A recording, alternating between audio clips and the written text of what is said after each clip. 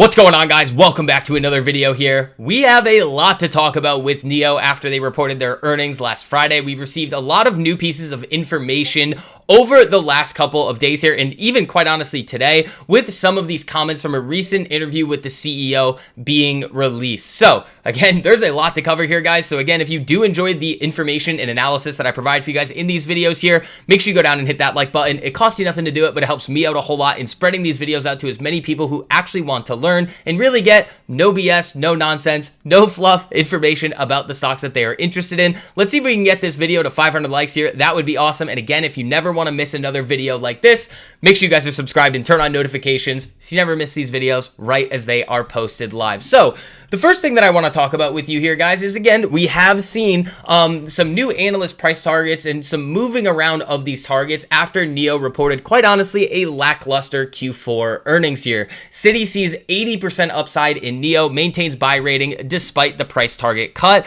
And then over here, we have Mizuho turning a little bit bearish on NIO, citing weaker deliveries and persistent competition, which is true. The Chinese electric vehicle market is incredibly competitive. And if NIO cannot turn this around and really hit those targets by the end of the year, they are going to have significant problems. But we actually have some comments from the CEO in relation to those profitability goals, which we're going to talk about in a second here. Now, actually, I think it's back over here.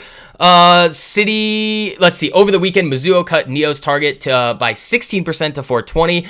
Bank of America trimmed its target to 490, and Morgan Stanley reiterated its overweight with a 590 target, implying about a 31% upside here. So again, these analyst targets are moving around. Are the analyst price targets or price targets in general something that you really should be paying attention to?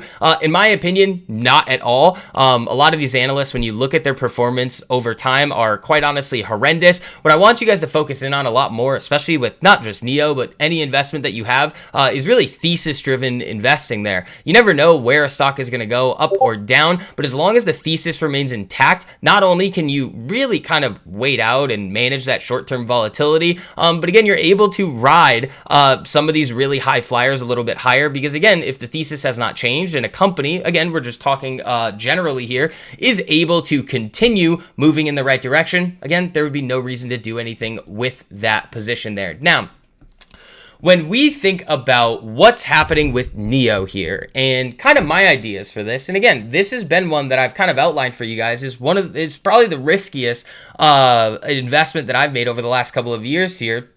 But again, the thesis is very simple. If NIO is able to hit some of those profitability goals, this could be a big winner. And the reason why it is priced where it is because they have had so many struggles over the years. If they can't hit those goals, then this is going to be something that I won't hold if it doesn't meet those goals. It's very simple, guys. So William Lee talks about NIO's product roadmap, profitability prospect in wide-ranging interview. NIO's main brand will have a highly anticipated model coming in the fourth quarter, and Onvo will also begin deliveries for a new model in the fourth quarter, which may be called the L80. Lee once again emphasized that NIO will achieve profitability in the fourth quarter.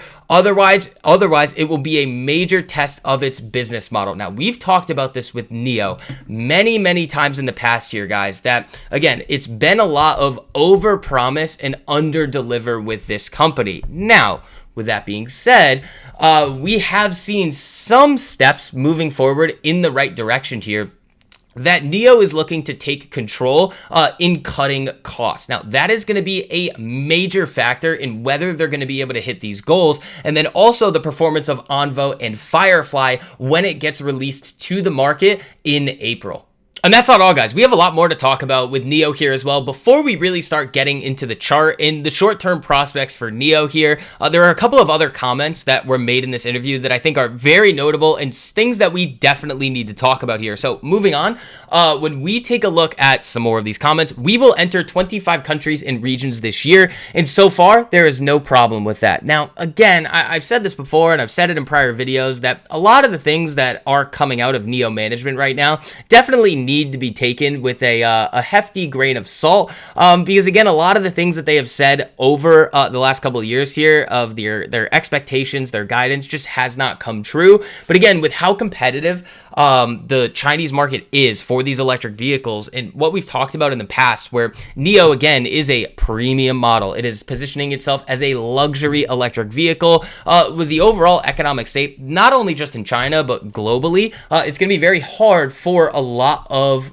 just everyday people to justify spending this much money on a new car or an electric vehicle here. So having those sub brands Onvo and Firefly are definitely going to be something that they need to take full advantage of when they do expand into these countries here, because again, that is really going to help them deliver more vehicles, get more people into the NIO pipeline, and potentially help them get to those profitability numbers at the end of the year here. Now, some more updates. Firefly will start deliveries at the end of April, and there is an 8-month product cycle this year. Onvo also has a large 5-seat SUV, which may be called the L80. We briefly mentioned this, and that will begin deliveries in the fourth quarter, and it will be unveiled at this year's Shanghai Auto Show. So just a couple of more updates there, guys. And again, I do want to give you guys a little bit of an update here on what we're looking at on the chart. So you guys know I have about 4,000 shares of NIO. My average is like $4.54. But as we've seen time and time again, this area down below us here between about $4.20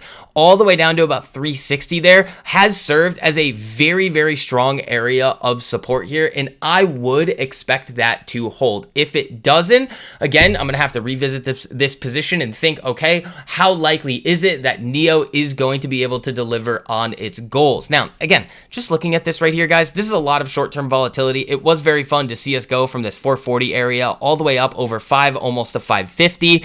But what is really going to need to happen now in order for NIO to break through this 200 exponential moving average on this daily time frame here again and get through that 550 and start moving potentially up to 6 and even that 7 area?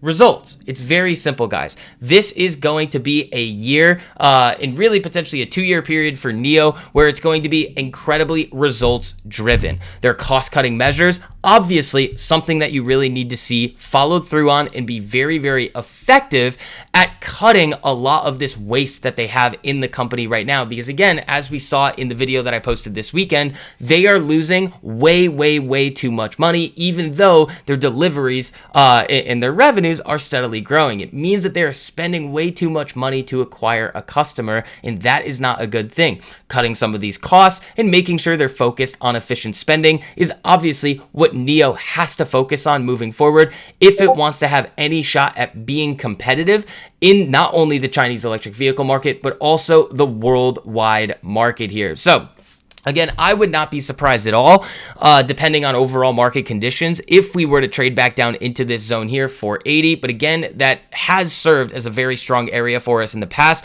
where we could easily bounce, come back up, chop around. But at the end of the day, guys, just like I said before, in order for this thing to really turn itself around, it needs to generate results. How are they going to do that? Again, we got to get Onvo to start kind of solving some of the mistakes that it's made on its launch. Hopefully, they've learned from some of those mistakes. So when they do unveil Firefly, that can go a little bit smoother here.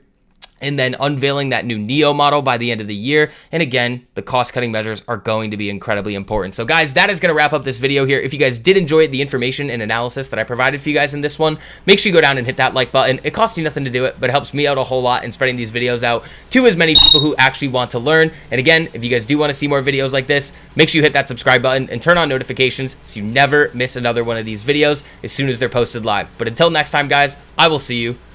Peace.